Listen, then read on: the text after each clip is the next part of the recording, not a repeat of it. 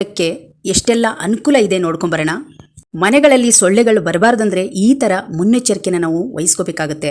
ನಾನಿಲ್ಲಿ ಕಹಿ ಬೇವಿನ ಸೊಪ್ಪನ್ನ ತೊಗೊಂಡಿದ್ದೀನಿ ನೋಡಿ. ಇದರಲ್ಲಿ ಒಂದು ಕೊನೆ ತೊಗೊಂಡು ಇದರ ಎಲೆಗಳನ್ನೆಲ್ಲ ನಾವು ತಕ್ಕೊಂಬಿಡೋಣ. ನಾವಿಲ್ಲಿ ಮೊದಲನೇ ಟಿಪ್ಸ್ ಆಗಿ ಒಂದು ಕಷಾಯವನ್ನು ಮಾಡ್ಕೊಂಬರೋಣ. ಇದು ನಿಮಗೆ ಎಂಥದೇ ವೈರಲ್ ಜ್ವರ ಇರಲಿ ಬಿಡಿ, ಹಾಗೆ ಇವಾಗ ಬಂದಿರೋ ಡೆಂಗ್ಯೂ ಜ್ವರಕ್ಕೆ ರಾಮಬಾಣವಾಗಿರುವ ಈ ಕಷಾಯ, ಈ ಕಹಿ ಬೇವಿನ ಸೊಪ್ಪು ಯಾವುದೂ ಕೂಡ ಸ್ವಲ್ಪನೂ ವೇಸ್ಟ್ ಆಗಲ್ಲ. ಕಡ್ಡಿಯಿಂದ ಹಿಡಿದು ಎಲೆವರೆಗೂ ಯೂಸ್ ಆಗುತ್ತೆ.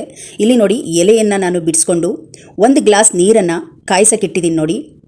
ಇದು ಸ್ವಲ್ಪ ಚೆನ್ನಾಗಿ ಕುದಿಬೇಕು. ನಿಮಗೇನಾದರೂ ಎಲೆ ಬದಲು ಇದರ ಬೇರು ಸಿಕ್ಕಿದ್ರೆ ಈ ಬೇರಿನಿಂದನೇ ನೀವು ಈ ಕಷಾಯನ ಮಾಡ್ಕೋಬೋದು. ನಾನಿಲ್ಲಿ ಎಲೆಯಿಂದ ಮಾಡ್ತಾ ಇದ್ದೀನಿ. ನೀರು ಚೆನ್ನಾಗಿ ಕುದೀತಾ ಇದೆ ನೋಡಿ. ಕುದಿಯೋ ನೀರಿಗೆ ಈ ಎಲೆಗಳನ್ನು ಹಾಕ್ಕೊಳ್ಳೋಣ.